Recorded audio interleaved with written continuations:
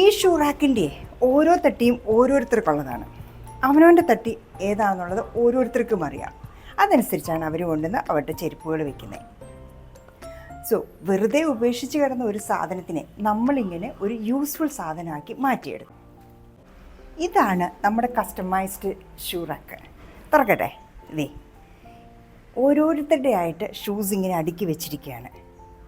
അവനവൻ ആവശ്യമുള്ളത് ഡെയിലി നമ്മൾ ഇതിൽ നിന്ന് എടുത്തിടും. പിന്നെ എന്തെങ്കിലും ട്രാവലിങ്ങിനൊക്കെ പോകുമ്പോൾ നമുക്ക് വേഗം എടുത്തിടാനായിട്ട് ഇവിടെ കവറുകളുണ്ട്. കവർ ഇവിടെ വെച്ചിട്ടുണ്ട്. പിന്നെ തുണിയൊക്കെ വെച്ചിട്ടുണ്ട്, അത് ഷൂസൊക്കെ തുടച്ചെടുക്കാനായിട്ട്. ഈ സൈഡിലാണെങ്കിൽ നമ്മളൊരു യൂട്ടിലിറ്റി സ്പേസ് ആയിട്ടാണ് യൂസ് ചെയ്തിരിക്കുന്നത്.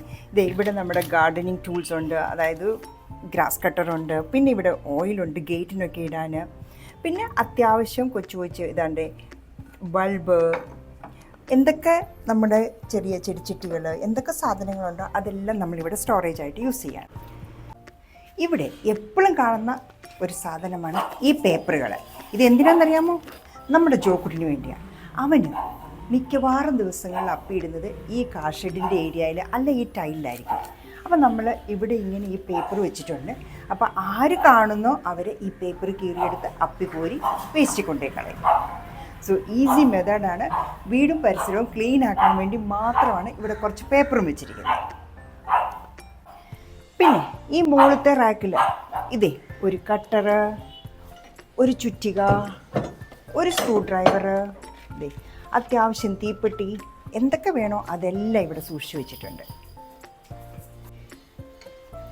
ഇനി ഇതിൻ്റെ മുകളിൽ എന്തൊക്കെയുണ്ടെന്ന് കാണണ്ടേ?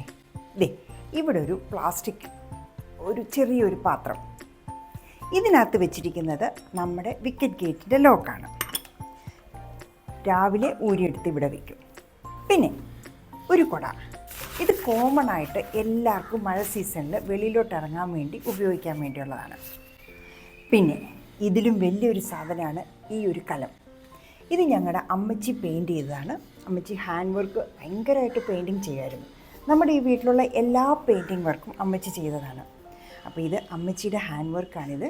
അത് നമ്മൾ കളയാതെ ഇവിടെ ഇങ്ങനെ വെച്ചിരിക്കുക. ഒരു കലമാണിത്.